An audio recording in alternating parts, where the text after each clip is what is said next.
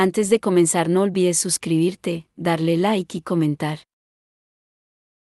Puedes seguirme en mis redes sociales para proponerme nuevas historias y apoyarme, enlaces en la descripción.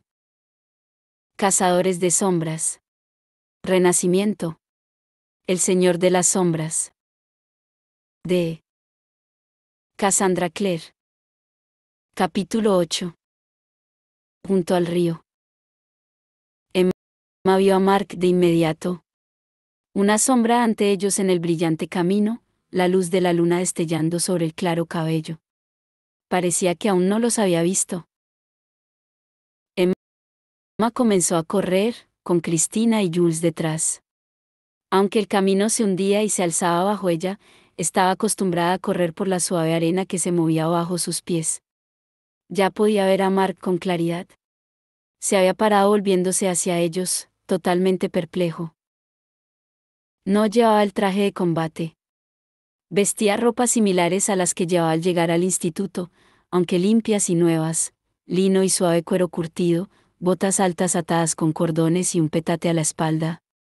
Emma vio las estrellas reflejadas en sus grandes ojos al acercarse a él. Mark dejó el petate a sus pies y lanzó una mirada acusadora a sus tres perseguidores. ¿Qué estáis haciendo aquí? ¿Cómo? Julian apartó el petate de Mark de una patada y agarró a su hermano por los hombros. ¿Qué estás haciendo tú aquí? Julian era más alto que Mark, lo que a Emma siempre le había parecido raro. Mark había sido el más alto durante muchos años. Más alto y mayor. Pero ya no era ni lo uno ni lo otro. En la oscuridad, parecía una hoja delgada y frágil contra la fuerza sólida y la mayor altura de Julian. Daba la sensación de que en cualquier momento podía convertirse en un rayo de luna sobre las olas y desvanecerse. Miró a Cristina. ¿Recibiste mi mensaje de fuego? Ella sintió, pequeños mechones de pelo negro, que llevaba recogido en la nuca con un clip enjollado, le cayeron sobre el rostro. ¿Todo lo leímos? Mark cerró los ojos. No pensé que pudierais seguirme por el camino de la luna. Pero lo hemos hecho. Julian cerró con fuerza la mano sobre el hombro de Mark. No irás a ninguna parte de Feera, y mucho menos solo. Es por Kieran, repuso Mark simplemente. Kieran te traicionó, le recordó Julian. Lo van a matar, Jules, replicó Mark. Por mi culpa. Kieran mató a Jarlath por mí. Fijó los ojos en el rostro de su hermano. No debí marcharme sin avisarte. Ha sido injusto por mi parte. Pero sabía que intentarías detenerme y también que... Tenía muy poco tiempo.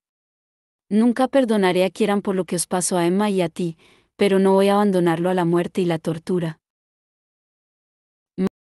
Mark, las hadas no te tienen ningún aprecio, dijo Julian. Se vieron obligadas a devolverte, y odian devolver nada de lo que han tomado. Si vuelves a Feera, intentarán retenerte por la fuerza, y no será fácil y te harán daño. No voy a permitir que eso ocurra. Entonces, ¿serás mi carcelero, hermano? Mark tendió las manos con las palmas hacia arriba. ¿Me atarás las muñecas con frío hierro, los tobillos con espinos? Julian reculó haciendo una mueca. Estaba demasiado oscuro para ver los rasgos de Blackthorn en Mark, los ojos verde azulado, y en la penumbra, los hermanos solo parecían un cazador de sombras y una hada, siempre enfrentados. Emma, dijo Julian, apartando las manos de los hombros de Mark. Había una amarga desesperación en su voz. Mark te ama. Convéncelo tú. Emma sintió la amargura de Julian como si fueran espinas bajo la piel, y en su cabeza oyó de nuevo las angustiadas palabras de Mark: ¿serás mi carcelero, hermano? No vamos a impedirte que vayas. Iremos contigo. Incluso bajo la pálida luz de la luna, Emma vio que Mark perdía el color del rostro. No. Se ve a la legua que sois Nefilim. Lleváis puesto el traje de combate. Vuestras runas son visibles. Los cazadores de sombras no son amados en la tierra bajo la colina. Al parecer, solo Kieran lo es, replicó Julian. Es afortunado por tener tu lealtad, Mark, ya que nosotros no la tenemos. Al oír eso, Mark enrojeció y se volvió hacia su hermano, con los ojos brillándole de furia. Ya vale, parad, intervino Emma, dando un paso hacia ellos. La reluciente agua se curvaba y flexionaba bajo sus pies. ¿Los dos? ¿Quién anda por el camino de la luna? Se acercó con una forma. Su voz grave resonó por encima de las olas. Julian apoyó la mano en el pomo de la daga que llevaba en la cintura. El cuchillo serafín de Emma estaba desenvainado, Cristina tenía su navaja mariposa en la mano. Mark estaba buscando con los dedos el dardo élfico que Kieran le había dado, y que solía reposar en el hueco de la base del cuello. Ya no estaba. Tensó el rostro antes de relajarlo mostrando reconocimiento. Es un puka, dijo en voz baja. Por lo general, son inofensivos. La forma que había en el camino ante ellos se había acercado. Era un hada alto, vestido con unos pantalones muy gastados que se sujetaba con un cinturón de cuerda. Finos mechones de color dorado le salpicaban el largo pelo oscuro y brillaban sobre su piel. Iba descalzo. Habló, y su voz sonó como la marea del ocaso. ¿Es vuestra intención atravesar la puerta del Ir? Sí, contestó Mark. Unos ojos de color dorado metálico, sin iris ni pupila, observaron a Mark, a Cristina, a Julian y a Emma. Solo uno de vosotros es hada, dijo el puka. Los otros son humanos. No, son nefilim.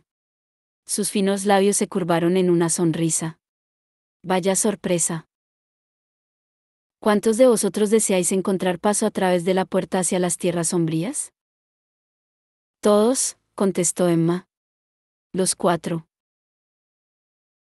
Si el rey o la reina os encuentran, os matarán, los informó el puka. Los seres mágicos no son amigos de los de sangre de ángel, no desde la paz fría. Soy medio hada, repuso Mark. Mi madre fue Lady Nerissa de la corte Celi. El puka alzó las cejas. Su muerte nos dolió a todos. Y estos son mis hermanos y hermanas, continuó Mark, aprovechando su ventaja. ¿Me acompañarán? Yo los protegeré. El puka se encogió de hombros. No es de mi incumbencia lo que os acontezca allí, dijo. Solo que primero debéis pagar un peaje. Nada de pagos, replicó Julian, y cerró la mano alrededor de la empuñadura de su daga. Nada de peajes. El puka sonrió. Ven aquí y habla conmigo un momento, en privado, y luego decides si pagas mi precio. No te obligaré. La expresión de Julian se oscureció, pero avanzó hacia él. Emma trató de oír lo que le decía al puka, pero el sonido del viento y de las olas se lo impedía. Detrás del puka, el aire se arremolinaba y se oscurecía. A Emma le pareció ver una forma, arqueada como una puerta. Un momento después, Julian se quitó el reloj de la muñeca y lo puso en la mano del puka. Un pago, dijo el puka en voz muy alta cuando Julian se apartó. ¿Quién será el siguiente? Yo, contestó Cristina, y con cuidado avanzó por el camino hacia el puka. Julian volvió con Mark y Emma. ¿Te ha amenazado? Preguntó Emma en un susurro. Jules, ¿si te ha amenazado? No, no me ha amenazado, la cortó Julian. No dejaría que Cristina se acercara a él si lo hubiera hecho. Emma observó a Cristina sacarse el clip enjollado del cabello, que le cayó en cascada sobre la espalda y los hombros, más negro que el mar nocturno. Le dio el clip al puka y se dispuso a volver hacia ellos, como si estuviera deslumbrada. Mark Blackthorn será el último, dijo el puka. Que la chica de pelo dorado sea la siguiente. Emma notó que sus amigos la observaban mientras se encaminaba hacia el puka, Julian con más intensidad que los otros. Pensó en el retrato que Julian le había pintado, donde ella se alzaba sobre el océano con un cuerpo hecho de estrellas. Se preguntó qué habría hecho él con esos cuadros. ¿Los habría tirado o quemado? Le dolió el corazón al pensarlo. Unos cuadros tan bonitos, cada trazo era un susurro, una promesa. Llegó hasta el hada, que sonreía malicioso como hacían los suyos cuando se divertían. A su alrededor, el mar se extendía, negro y plata. El puca inclinó la cabeza para hablar con ella, el viento se arremolinó en torno a ellos. Emma se hallaba con él dentro de un círculo de nubes. Ya no podía ver a los otros. Si vas a amenazarme, espetó, antes de que él pudiera hablar, debes saber que te haré caza por ello, si no ahora, más adelante. Y haré que tengas una muerte lenta. El puca rió. Los dientes también eran de oro, con la punta de plata. Emma Carstairs, dijo. Ya veo que sabes muy poco sobre los pucas. Somos seductores, no matones. Cuando oigas lo que voy a decirte, desearás ir a Feera. Desearás darme lo que pido. ¿Y qué pides? Esa estela, contestó él, señalando la estela que le colgaba del cinturón. Todo en Emma se reveló. Se la había dado Jace, hacía años, en Idris, después de la Guerra Oscura. Era un símbolo de todo lo que había marcado su vida después de la guerra. Clary solo le dio palabras, y ella les otorgaba gran valor. Jace le regaló una estela, y con ella dio a una niña asustada y cargada de dolor un propósito en la vida. Cuando tocaba la estela, le susurraba ese propósito: el futuro es tuyo ahora. Haz de él lo que quieras. ¿Y de qué le va a servir a una estela? Preguntó. No dibuja runas, y solo funcionan para los cazadores de sombras. No sirve la estela, explicó él, pero el precioso hueso demonio de la empuñadura sirve de mucho. Ella negó con la cabeza. Escoge otra cosa. El puca se inclinó hacia ella. Olía sal y algas secándose al sol. Escucha, continuó él. Si entras en Feera, volverás a ver a alguien a quien amas y que está muerto. ¿Qué? Un escalofrío atravesó a Emma. Mientes. Ya sabes que no puedo mentir. A Emma se le había quedado la boca seca. No debes contarles a los otros lo que te digo, o no sucederá, le advirtió él. Puca. Tampoco te puedo decir lo que significa, solo soy un mensajero, pero el mensaje es cierto. Si deseas posar de nuevo los ojos sobre alguien que has amado y perdido, si deseas oír su voz, debes pasar por la puerta del ir. Emma sacó la estela del cinturón.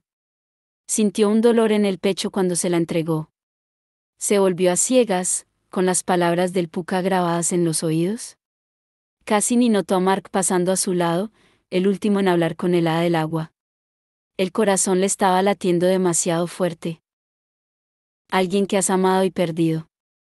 Pero había tantos, perdidos durante la Guerra Oscura. Sus padres, pero no se atrevía ni a pensar en ellos, se quedaría sin la capacidad de seguir adelante. El padre de los Blackthorn, Andrew. Su antigua tutora, Caterina. Tal vez. El ruido del viento y las olas cesó. Mark se hallaba ante el puca en silencio, con la cara pálida.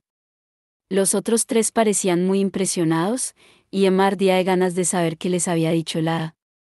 Que podría convencer a Jules, o a Mark, o a Cristina, para que cooperaran. El puca extendió la mano.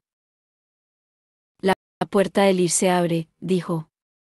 Atravesadla ahora o corred a toda prisa de vuelta a la orilla, el camino de la luna ya comienza a disolverse.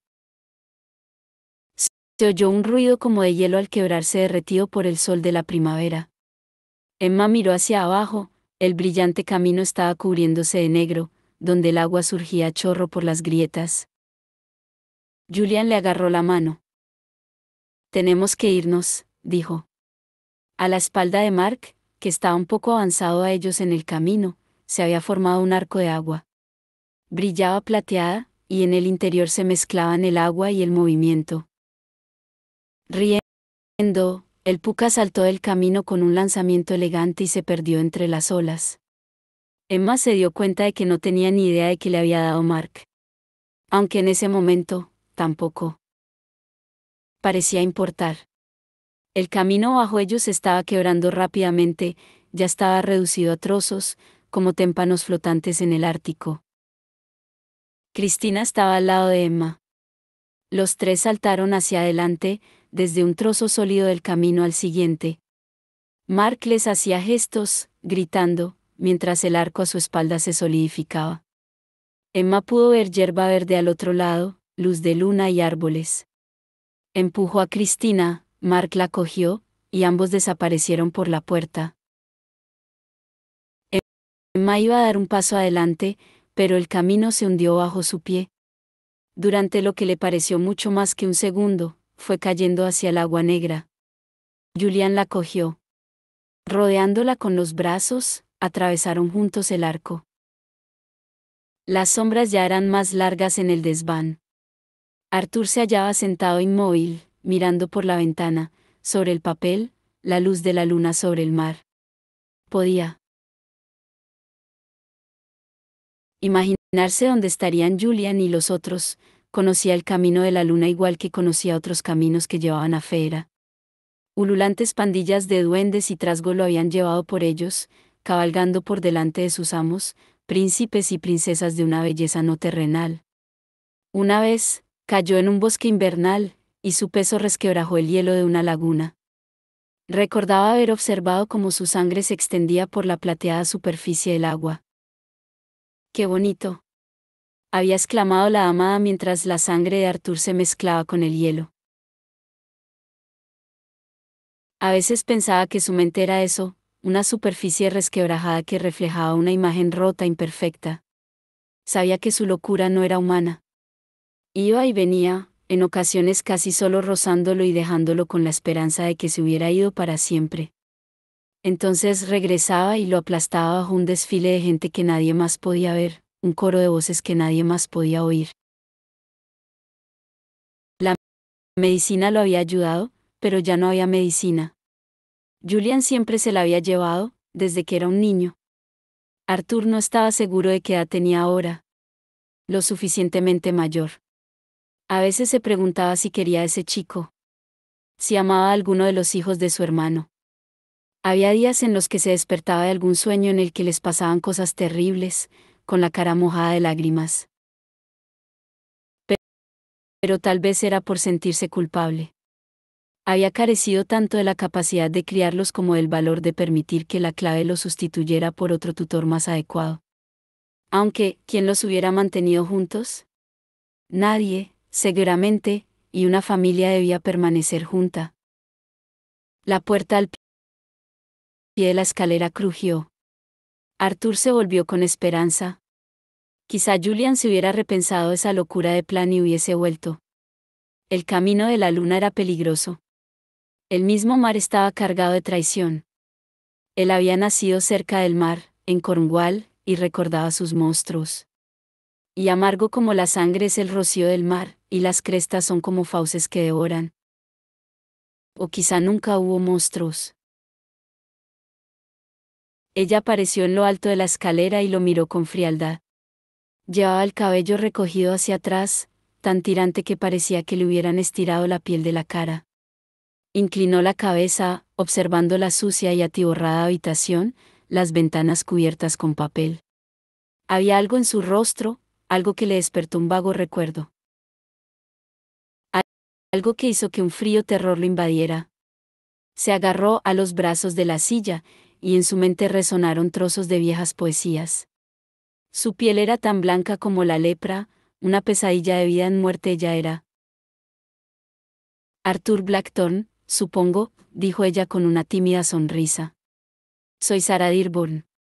Creo que conocías a mi padre. Emma aterrizó con un buen golpe sobre la espesa hierba, enredada con Julian. Durante un instante, él quedó sobre ella, con los codos en la tierra y el rostro iluminado por la luna. El aire era frío, pero Emma notó el calor de su cuerpo. Sintió la expansión del pecho cuando Julian inhaló con fuerza, el roce del aire contra la mejilla cuando él apartó la cara rápidamente de la suya. Al momento ya estaba en pie y le tendía la mano para ayudarla a levantarse. Pero ella se puso en pie sin su ayuda y dio una vuelta completa para descubrir que se hallaban en un claro rodeado de árboles. La luna era lo bastante brillante para que Emma pudiera ver que la hierba era de un verde intenso y los árboles estaban cargados de frutas de colores muy vivos, ciruelas lila, manzanas rojas, frutas con forma de estrella que Emma no reconoció. Mark y Cristina también estaban allí, bajo los árboles. Mark se había subido las mangas de la camisa y extendía las manos como si quisiera tocar el aire de Feyre, notarlo en la piel. Echó la cabeza hacia atrás con la boca un poco abierta. Emma se sonrojó al mirarlo.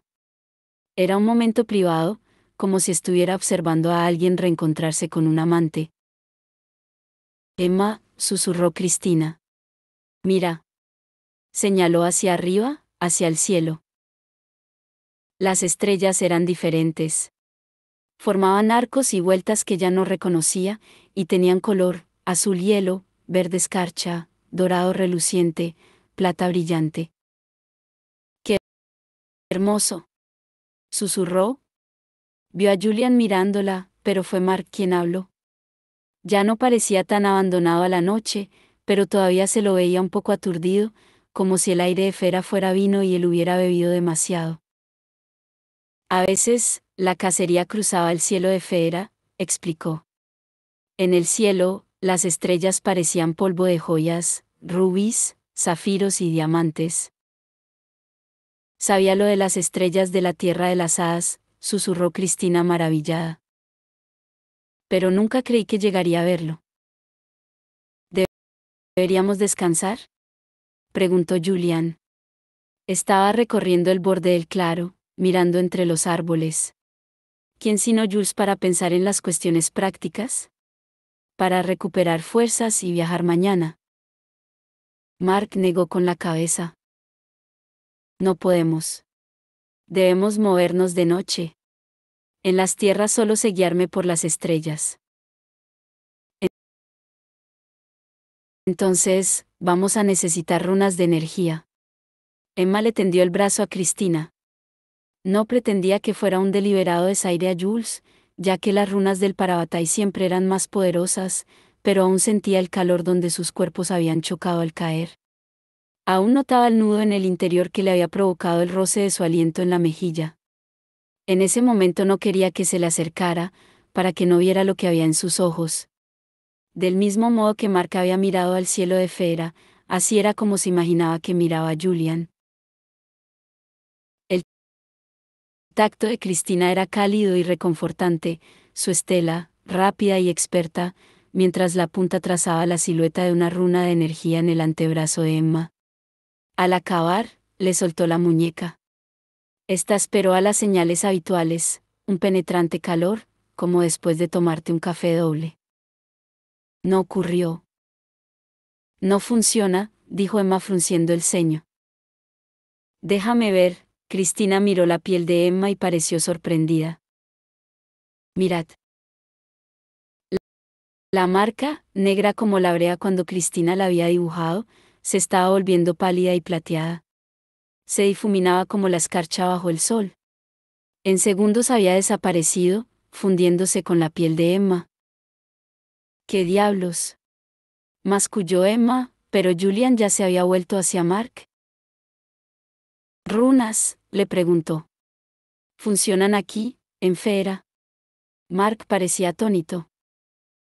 Nunca se me ocurrió pensar que no funcionaran, contestó. Nadie me lo mencionó jamás. Llevo años estudiando Feyre, explicó Cristina. Nunca he visto ni leído nada sobre que las runas no funcionaran en las tierras. ¿Cuándo fue la última vez que intentaste usar una aquí?, le preguntó Emma a Mark.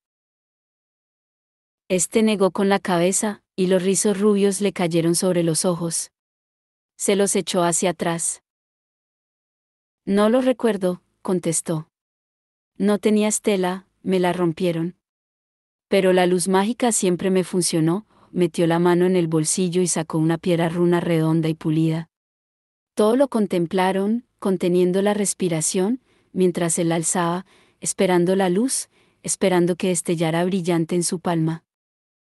No ocurrió nada. Julian soltó un taco mientras se sacaba uno de los cuchillos serafines del cinturón. El hada más relucía sin brillo bajo la luna. Lo giró para que el brillo multicolor de las estrellas se reflejara sobre la hoja plana. Michael, dijo. Algo chisporroteó en el interior de la hoja, un brillo breve y apagado. Y desapareció. Julian se la quedó mirando. Un cuchillo serafín sin vida servía para poco más que un cuchillo de plástico, con la hoja roma, pesado y corto. Con una violenta sacudida del brazo, Julian se deshizo del cuchillo. Este resbaló por la hierba. Julian alzó la mirada y Emma notó el esfuerzo con que se estaba conteniendo. Lo percibía como una presión en su propio cuerpo que hacía que le fuera difícil respirar. Bien, dijo Julian. Vamos a tener que viajar por Feyre, un lugar donde los cazadores de sombras no son bienvenidos, empleando solo las estrellas como guía y sin poder usar runas, ni cuchillos serafines, ni luces mágicas. ¿Se trata de esto, más o menos? Yo diría que se trata exactamente de esto, contestó Mark. Y además, nos dirigimos a la corte Noceli, añadió Emma, que se supone que es como una de esas películas de terror que le gustan a Drew, pero menos divertida. Pues viajaremos por la noche, dijo Cristina. Señaló en la distancia. Hay puntos de referencia que he visto en los mapas. ¿Veis aquellos riscos en la distancia, recortados contra el cielo? Creo que son las montañas Soul. Las tierras Noceli se hallan bajo su sombra. No está tan lejos. Emma vio que Mark se relajaba al oír la sensata voz de Cristina. Pero no parecía pasarle lo mismo a Julian. Apretaba los dientes y tenía los puños rígidos a los costados. No era que Julian no se enfadara, sino que no lo demostraba. La gente pensaba que era tranquilo y callado, pero eso no era cierto. Emma recordó algo que había leído, que los volcanes tenían las laderas más verdes, el aspecto más hermoso y tranquilo, porque el fuego que palpitaba en su interior impedía que la tierra se helara. Pero cuando entraban en erupción, podían arrasarlo todo en muchos kilómetros a la redonda. Jules, lo llamó. Él la miró, la furia le destellaba en los ojos. Podemos no tener luz mágica, ni runas, pero seguimos siendo cazadores de sombras. Con todo lo que eso significa. Podemos hacerlo. Sí que podemos. Le pareció un discurso muy torpe, pero vio que el fuego se apagaba en los ojos de Julian.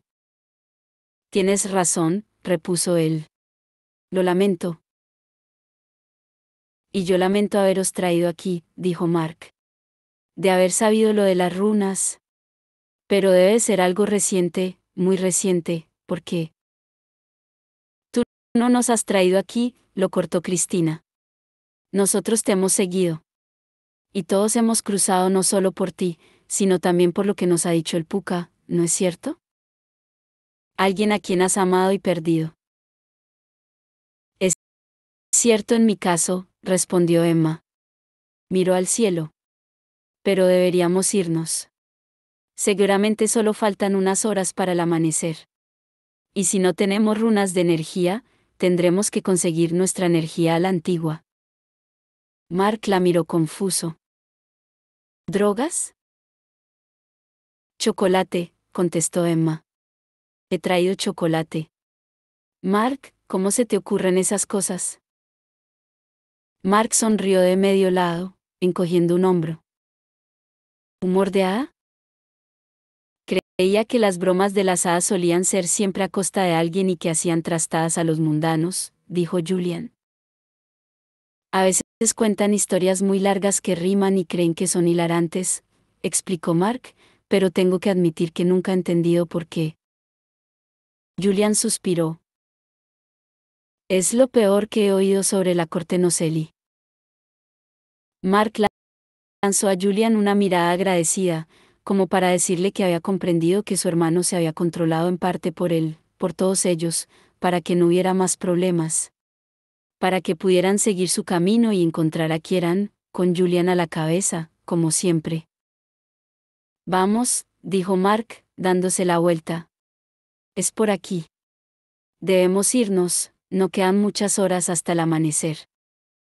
Mark los guió hacia las sombras entre los árboles. Una neblina húmeda colgaba de las ramas, como cuerdas de blanco y plata. Las hojas susurraban suavemente bajo el viento por encima de su cabeza. Julian se colocó delante junto a su hermano, y Emma lo oyó preguntarle, ¿y juegos de palabras? Al menos prométeme que habrá juegos de palabras. El modo en que los chicos expresan su cariño es muy raro, comentó Cristina mientras Emma y ella se agachaban para pasar bajo una rama. ¿Por qué no pueden limitarse a decírselo? Es tan difícil. Emma le sonrió a su amiga. Te quiero, Cristina, afirmó. Y me alegro de que puedas visitar Fera, aunque sea en estas extrañas circunstancias. Quizá encuentres un chico a que esté bueno y te haga olvidar a Diego el imperfecto. Cristina sonrió. Y yo te quiero a ti, Emma. Y tal vez ocurra. La lista de quejas contra los cazadores de sombras que tenía Kit se había hecho tan larga que había comenzado a escribirla. Gente estúpida, había notado, que no me deja ir a casa a coger mis cosas. No quieren explicarme nada de lo que significaría convertirme en un cazador de sombras. ¿Tendría que irme a algún otro sitio a entrenarme? No quieren decirme cuánto tiempo estaré aquí, excepto por todo el que necesites. ¿No tendré que ir a la escuela algún día? ¿A algún tipo de escuela? No quieren hablar de la paz fría ni de la mierda que es. No me dejan comer galletas. Se lo pensó mejor y tachó esta última. Sí que le dejaban comer galletas, pero sospechaba que lo miraban mal por eso. No parecen entender qué es el autismo, o la enfermedad mental, o la terapia, o el tratamiento médico. ¿Creerán en cosas como la quimioterapia? ¿Y si tienen cáncer? Seguramente yo no tendré cáncer, pero ¿y sí? No quieren decirme cómo Tessa y Jem encontraron a mi padre. O por qué mi padre odiaba tanto a los cazadores de sombras. Esta última fue la más difícil de escribir. Kit siempre había pensado que su padre era un estafador de medio pelo, un granuja adorable, una especie de anzuelo que recorría toda la galaxia timando a unos y a otros. Pero a los granujas adorables no los despedazaban los demonios en cuanto una elaborada protección se deshacía. Y aunque Kit no entendía la mayor parte de lo que había pasado en el mercado de sombras, una cosa sí había aprendido, su padre no era como Han Solo. A veces, en la oscuridad de la noche, Kit se preguntaba cómo era él mismo. Y hablando de la oscuridad de la noche, tenía una nueva queja que añadir a la lista. Me hacen levantar muy temprano. Diana, cuyo título oficial era el de instructora pero que parecía funcionar como tutora y directora de colegio, había despertado a Kit muy temprano esa mañana y lo había llevado, junto con Tail y Vi, a un despacho con una amplia vista y un enorme escritorio de cristal. Parecía cabreada del modo que los adultos parecían cabreados cuando estaban enfadados con otra persona pero la iban a pagar contigo. Kit estaba en lo cierto. Diana estaba furiosa con Julian, Emma, Mark y Cristina, que, según Arthur, se habían marchado a Fera en medio de la noche para rescatar a alguien llamado Kieran, a quien Kit no conocía de nada. Acabó enterándose de que el tal Kieran era el hijo del rey Nocelli y el exnovio de Mark, dos informaciones interesantes que Kit archivó en la memoria para otro momento. Esto no es nada bueno, concluyó Diana. El país de las hadas está fuera de todo límite para los nefilim que no tengan un permiso especial. Pero volverán, ¿verdad? Preguntó Tai, que parecía muy tenso. Mark volverá. Claro que volverán, repuso Libby. Solo es una misión. Una misión de rescate, añadió, y se volvió hacia Diana. ¿No entenderá la clave por qué tuvieron que ir? ¿A rescatar a una hada? No, contestó Diana, negando con la cabeza. No tiene derecho a nuestra protección, según la paz fría. Los centuriones no pueden enterarse. La clave se pondría furiosa. Yo no diré nada, aseguró Tai. Yo tampoco, repuso Libby. Naturalmente. Ambos miraron a Kit. Yo ni siquiera sé por qué estoy aquí, dijo este. Tienes razón, asintió Libby. Miró a Diana. ¿Por qué está él aquí? Parece que tienes la habilidad de enterarte de todo, le contestó Diana a Kit. He pensado que sería mejor controlar tu información y conseguir que hagas una promesa. ¿De que no diré nada? Claro que no diré nada. Ni siquiera me gustan los centuriones. Son, como siempre creí que eran los cazadores de sombras. Pero vosotros no lo sois. Vosotros sois, diferentes. ¿Burros? No me puedo creer, dijo Libby, que Julian y los otros hayan organizado una aventura divertida para irse y nos hayan dejado aquí al resto para que les vayamos a buscar las toallas a los centuriones. Diana la miró sorprendida. Pensaba que te preocuparías por ellos, dijo. Que te lo tomarías a la tremenda. Libby negó con la cabeza agitando su larga melena, de un tono más claro que el de Tai. Preocuparme de que hayan ido a divertirse y a ver Fera mientras que nosotros nos quedamos aquí haciendo de sirvientes. Cuando vuelvan, voy a tener unas palabritas con Julian. ¿Qué palabritas? Tai pareció confuso durante un momento, luego su rostro se iluminó. Oh, le vas a soltar unos tacos. Voy a usar todas las palabrotas que conozco y buscaré unas cuantas más, le aseguró Libby. Diana se mordisqueaba el labio. ¿De verdad estáis bien? Tai asintió.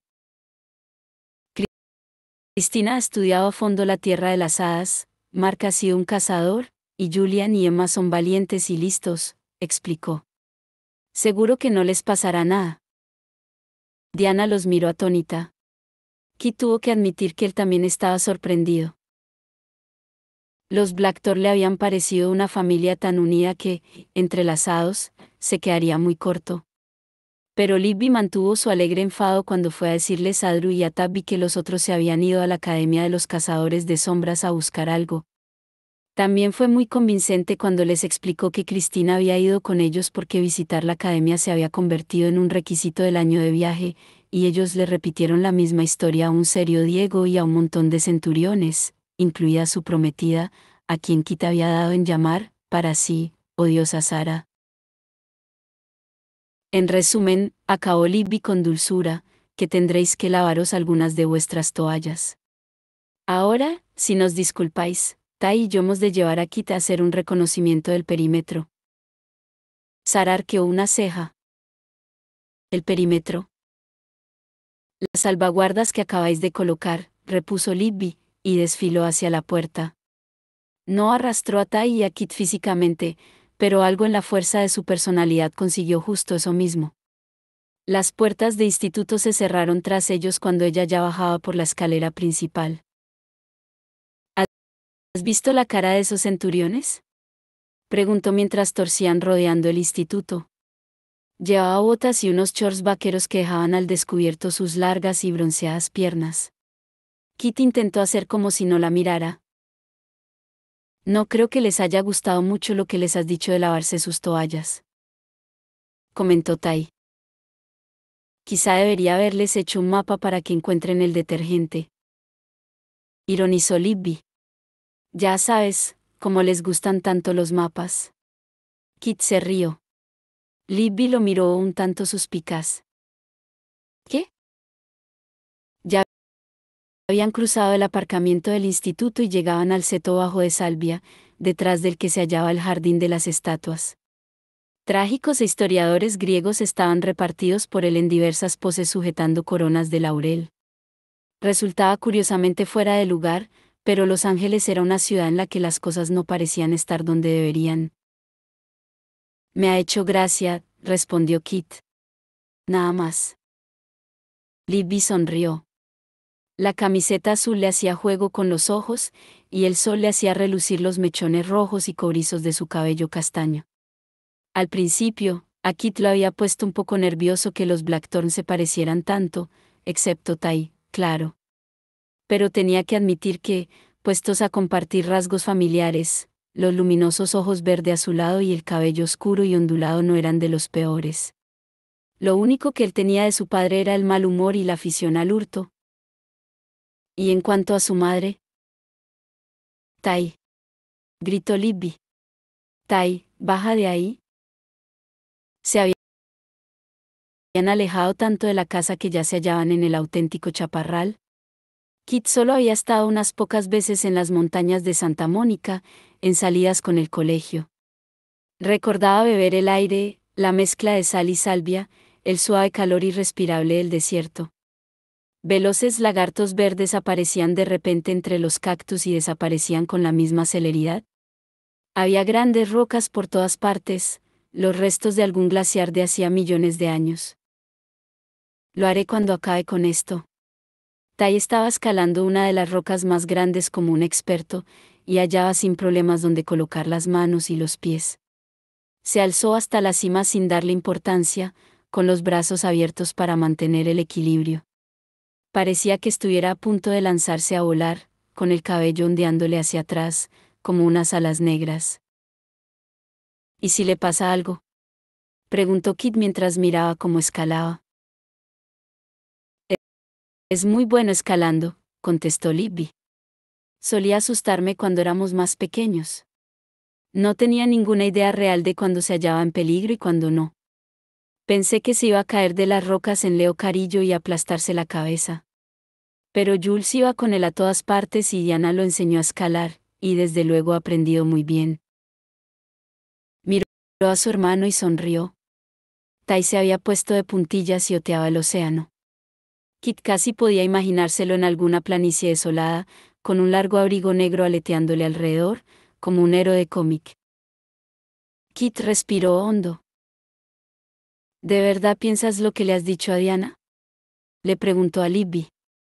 Ella se volvió de golpe para mirarlo. Lo de no estar preocupada por Julian y los otros. ¿Por qué crees eso? Su tono era cuidadosamente neutro. Te he estado observando, contestó Kit. A todos. Ya lo sé. Lo miró con sus brillantes ojos, medio divertida. Es como si hubieras estado tomando notas mentales. Es la costumbre. Mi padre me enseñó que el mundo se divide en dos categorías, a los que puedes engañar y timar, y a los que no. Así que hay que observar a la gente, intentar averiguar de qué van. ¿Cómo hacen tic? ¿Cómo hacemos tic? Igual que una máquina muy complicada, explicó Kit. Todos vosotros estáis entrelazados, uno se mueve un poco y arrastra a los demás. Y si te vas para el otro lado, eso también dicta lo que hacen. Estáis más conectados que cualquier otra familia que he conocido. Y no puedes decirme que no estás preocupada por Julian y los otros, sé que lo estás. Y sé lo que pensáis sobre los seres mágicos. ¿Que son malos? Es bastante más complicado que eso, créeme. Libby lanzó una mirada azul hacia su hermano. Tai estaba tumbado boca arriba encima de la roca, casi invisible. Entonces, ¿por qué debería mentirle a Diana? Julian miente para protegeros a todos, respondió Kit. Si no está aquí, entonces tú mientes para proteger a los más pequeños. Nada de qué preocuparse, Julian y Mark solo se han ido de paseo a la corte Nocelli, espero que nos manden una postal, ojalá estuviéramos allí. Libby parecía no saber si decidirse por la irritación o el alivio, irritación porque Kit hubiera intuido la verdad, alivio de que hubiese alguien ante quien no tuviera que mentir. ¿Crees que he convencido a Diana?, preguntó al final. Creo que la has convencido de que tú no estabas preocupada, contestó Kit. Ella sigue estándolo. Probablemente esté tirando de todos los cabos de los que pueda tirar para averiguar cómo encontrarlos. Por aquí andamos bastantes casos de cabos de los que tirar, como habrás notado, le confesó Libby.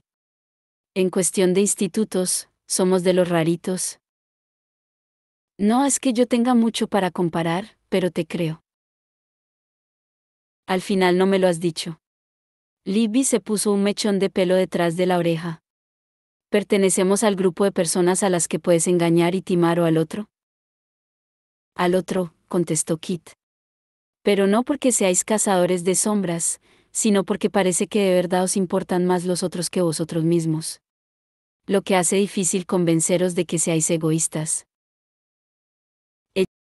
Ella se alejó unos pasos y tocó una pequeña flor roja que crecía en un seto verde plateado. Cuando se volvió hacia Kit, el pelo le volaba alrededor de la cara y los ojos le brillaban de una forma casi sobrenatural. Por un momento, Kit temió que estuviera a punto de llorar, o de gritarle. «Bésame», dijo ella. Kit no sabía hacia dónde había pensado que iría la conversación, pero definitivamente no hacia ahí.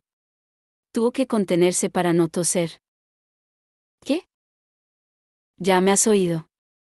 Caminó hacia él, despacio y de forma deliberada. Kit trató de no mirarle las piernas de nuevo. «Te he pedido que me beses». «¿Por qué?» Ella comenzaba a sonreír. A su espalda, Tai seguía sobre su roca, mirando el mar. ¿Nunca has besado a nadie?, inquirió ella. Sí. Pero no estoy seguro de que tiene que ver eso con que quieras que te bese aquí y ahora. ¿Estás seguro de que eres un gerondel? Estoy convencida de que un gerondel no dejaría pasar esta oportunidad. Cruzó los brazos sobre el pecho. ¿Hay alguna razón por la que no quieras besarme? Para empezar, tienes un hermano mayor aterrador, explicó Kit. ¿No tengo un hermano mayor aterrador? Es cierto, repuso Kit. ¿Tienes dos? Muy bien, dijo Libby, dejó caer los brazos y se volvió de espaldas. Muy bien, si no quieres. Kit la cogió por el hombro. Lo notó tibio bajo la mano, el calor de la piel atravesaba la fina tela de la camiseta. Pero es que sí quiero. Sorprendido, se dio cuenta de que lo decía de verdad. Su mundo se le escapaba entre los dedos, se sentía como si estuviera cayendo hacia algo oscuro y desconocido, el dentado filo de lecciones no buscadas. Y ahí estaba esa bonita chica ofreciéndole algo a lo que aferrarse, un modo de olvidar, algo que tener, aunque solo fuera por un momento. El pulso palpitaba ligeramente en el cuello de Libby mientras medio volvía la cabeza y el pelo le rozaba la mano a Kit. Muy bien, dijo. Pero dime una cosa. ¿Por qué yo? ¿Por qué quieres besarme a mí? Nunca he besado a nadie, contestó ella en voz baja. En toda mi vida. Casi no he conocido a nadie. Solo somos nosotros contra el mundo entero, y no me importa, haría cualquier cosa por mi familia, pero tengo la sensación de estar perdiéndome todas las oportunidades que debería aprovechar. Tienes mi edad, eres un cazador de sombras y no me pones de los nervios. No tengo tantas opciones. Podrías besar a un centurión. Ella se volvió para encararse con él con su mano todavía en el hombro, y lo miró indignada. Vale, creo que me he pasado un poco con esa sugerencia, admitió Kit. El impulso de besarla se había vuelto irresistible, así que dejó de intentar no hacerlo. Le pasó el brazo por el hombro y la acercó a él. Libby abrió mucho los ojos. Y echó hacia atrás la cabeza, acercando la boca a la de Kit, y sus labios se unieron de un modo sorprendentemente suave. Era dulce y cálido, y se adentró en el círculo que formaba él con los brazos, le puso las manos sobre los hombros, vacilante al principio, pero luego con mayor intención. Lo agarró con fuerza, tirando de él. Kit cerró los ojos para protegerlos de destello azul del mar en la distancia, olvidó la tierra bajo sus pies, el mundo a su alrededor, todo excepto la sensación de alivio que le provocaba que alguien lo abrazara. alguien que lo apreciaba. Libby. Tai. Kit. Era la voz de Diana. Kit despertó de su ensueño y soltó a Libby. Ella se apartó con cara de sorpresa, y se llevó una mano a los labios. ¿Todos? Los llamó Diana.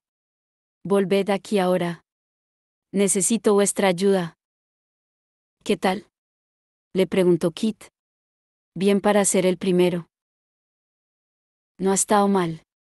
Libby bajó la mano. Te has entregado de verdad. No me lo esperaba. Los gerondel no dan besos que dejen indiferente, replicó Kit. Hubo un momento de movimientos acelerados, y Tai bajó de la roca, se dirigió hacia ellos a través de los arbustos del desierto. Libby soltó una carcajada corta y suave. Creo que es la primera vez que te oigo decir que eres un gerondel. Tai llegó junto a ellos con una expresión inescrutable. Kit no pudo decir nada por su cara, no sabía si los había visto besarse o no. Aunque, ¿por qué iba a importarle si los había visto? Parece que esta noche estará despejado, informó Tai. No hay nubes de camino. Libby dijo algo de tener mejor tiempo para seguir a los centuriones, y ya se disponía a alcanzar a Tai, como siempre hacía. Kit los siguió, con las manos en los bolsillos de los vaqueros, aunque notaba el anillo de los gerondel pesado en su dedo, como si acabara de recordar que lo llevaba. La tierra bajo la colina. La llanura deleitable, el lugar bajo la ola. La tierra de los siempre jóvenes. Mientras se sucedían las horas, todos los nombres que Emma había oído para la tierra de los seres mágicos se le fueron pasando por la cabeza. La conversación entre los cuatro se había ido espaciando y finalmente la había vencido un exhausto silencio. Cristina avanzaba junto a Emma, su colgante reluciendo bajo la luz de la luna. Mark iba en cabeza, y comprobaba su camino con las estrellas cada poco. En la distancia, las montañas Sorn se veían más claras y cercanas, y se alzaban recortadas e inolvidables contra el cielo del color del zafiro ennegrecido. Pero no se veían todo el rato. La mayor parte del camino que seguían pasaba entre grandes árboles que crecían muy juntos, con las ramas bajas a veces entrelazándose. Más de una vez, Emma había captado un destello de ojos brillantes entre las sombras. Cuando las ramas susurraban, miraba hacia arriba y veía sombras que se movían, corriendo por encima de ellos, dejando risas atrás como si fueran hilos de niebla. Son los lugares de los seres mágicos silvestres, explicó Mark mientras el camino rodeaba una colina. Las hadas nobles se quedan en las cortes o a veces en pueblos. Les gusta la comodidad. Había señales ocasionales de que ese era un lugar habitado, trozos musgosos de viejas paredes de piedra, vallas de madera unidas ingeniosamente sin usar clavos. Pasaron varios pueblos en la hora antes del amanecer, todos estaban cerrados y oscuros, con las ventanas rotas. Al internarse en Feera, comenzaron a encontrarse con algo más. La primera vez que lo vieron, Emma se detuvo de golpe y soltó una exclamación. La hierba sobre la que habían estado andando se había disuelto bajo sus pies, levantando una nubecilla de ceniza blanca y gris en torno a los tobillos. Miró a su alrededor atónita y descubrió que los otros estaban igual. Habían llegado al borde irregular de un círculo de tierra de aspecto enfermizo. A Emma le recordó las fotos que había visto de los círculos quemados en los sembrados. En el interior de la circunferencia todo estaba mustio, de un gris blanquecino y malsano, la hierba, los árboles, las hojas y las plantas. Había huesos de pequeños animales esparcidos entre la vegetación muerta. ¿Qué es esto?, preguntó Emma. ¿Algún tipo de magia negra férica? Mark meneó la cabeza. Nunca había visto una ruina como esta. No me gusta. Alejémonos de aquí lo antes posible. Nadie se lo discutió, pero mientras avanzaban deprisa por los pueblos fantasma y las colinas, vieron más lugares afectados por esa fea plaga. Por fin, el cielo comenzó a iluminarse con el alba. Estaban todos a punto de caer de agotamiento cuando dejaron el camino atrás y se encontraron en un lugar arbolado y de suaves colinas. Podemos descansar allí, dijo Mark. Señaló una elevación del terreno cuya cima quedaba oculta por una serie de piedras grandes apiladas en desorden. Detrás tendremos refugio y estaremos a cubierto. Emma frunció las cejas. Oigo correr el agua, señaló. ¿Hay algún arroyo cerca? Ya sabes que no podemos beber el agua de aquí, le recordó Julian mientras ella iba bajando la colina en dirección al sonido de un fluido burbujeando sobre las rocas y alrededor de las raíces. Lo sé, pero al menos podríamos limpiarnos. Había un arroyo, o algo parecido, que cortaba el valle entre dos pequeñas colinas, pero el agua no era agua. Era un fluido escarlata y espeso.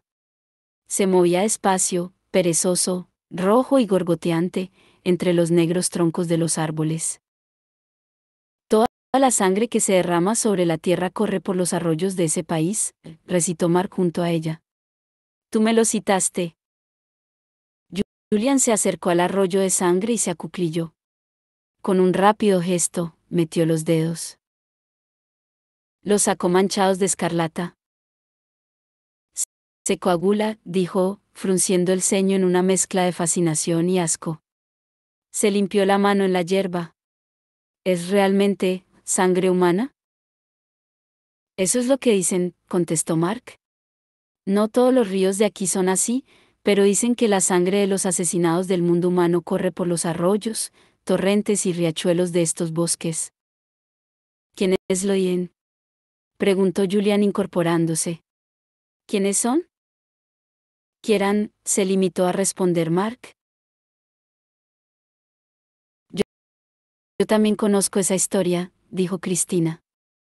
Hay diferentes versiones de las leyendas, pero he oído muchas y la mayoría dicen que la sangre es humana, sangre mundana. Retrocedió, tomó carrerilla y saltó. Aterrizó al otro lado del sangriento arroyo con margen suficiente para no mojarse. El resto la siguió, y subieron por la colina hasta la cima, plana y cubierta de hierba, desde la que se veía buena parte del territorio que los rodeaba. Emma sospechaba que los montículos de piedras debieron de ser en otro tiempo una especie de atalaya. Desenrollaron las mantas y extendieron las chaquetas, luego se metieron debajo para entrar en calor. Mark se acurrucó e inmediatamente se quedó dormido. Cristina se tumbó con más cuidado, envuelta en su chaqueta azul marino, la larga melena sobre el brazo en el que apoyaba la cabeza. Emma encontró un lugar en la hierba y dobló la chaqueta para que le hiciera de almohada. No tenía nada en lo que envolverse, y tembló cuando la piel le tocó el frío suelo mientras colocaba a Cortana con cuidado sobre una piedra a su lado. Emma, era Julian, que se volvía hacia ella. Llevaba un rato tan quieto que lo creía dormido. No recordaba haberse tumbado tan cerca de él. Bajo la luz del amanecer, los ojos de Julian resplandecían como el cristal marino. Tengo una manta de sobra. Cógela. Era suave y gris, un fino cobertor que solía estar extendido a los pies de su cama. Emma se obligó a apartar los recuerdos de despertarse con esa manta enredada en los pies mientras bostezaba y se desperezaba en el dormitorio de Julian. Gracias, susurró, al tiempo que se envolvía en ella. La hierba se estaba humedeciendo con el rocío. Julian seguía mirándola, con la cabeza apoyada en el brazo. Jules, si la luz mágica no ilumina, ni funcionan los cuchillos serafines, ni las runas sirven para nada, ¿qué significa? Julian sonó cansado al responder. En uno de los pueblos que hemos pasado, he mirado en el interior de una taberna y he visto una runa angélica que alguien había dibujado en la pared. Estaba salpicada de sangre, rascada y pintarrajeada. No sé qué ha pasado aquí desde la Paz Fría, pero sé que nos odian. ¿Crees que el colgante de Cristina aún funcionará? Preguntó Emma. Creo que solo es la magia de los cazadores de sombras la que está bloqueada. Respondió Julian. El colgante de Cristina es un regalo de las hadas. Debería funcionar bien. Emma sintió. Buenas noches, Jules, susurró. Él sonrió un poco. Está amaneciendo, Emma. Ella no dijo nada y cerró los ojos, pero no del todo, para poder seguir viéndolo. No había dormido cerca de él desde aquel terrible día en que Jem le explicó la maldición de los Parabatai, y solo en ese momento se daba cuenta de lo mucho que lo echaba de menos. Estaba agotada, el cansancio se le escurría de los huesos y caía al suelo bajo ella mientras su dolorido cuerpo se relajaba. Se había olvidado de cómo era dejarse ir lentamente mientras la persona en la que más confiaba estaba a su lado. Incluso ahí, en Feera, donde odiaban a los cazadores de sombras, se sentía más segura de lo que se había sentido sola en su dormitorio, porque Jules estaba a su lado, tan cerca que si estiraba el brazo podría tocarlo. No estiraría el brazo, claro. No podía tocarlo. Pero respiraban juntos, respiraban el mismo aire mientras la conciencia se le fragmentaba y Emma iba cayendo, con la imagen de Julian bajo la luz del alba siguiéndola a sus sueños.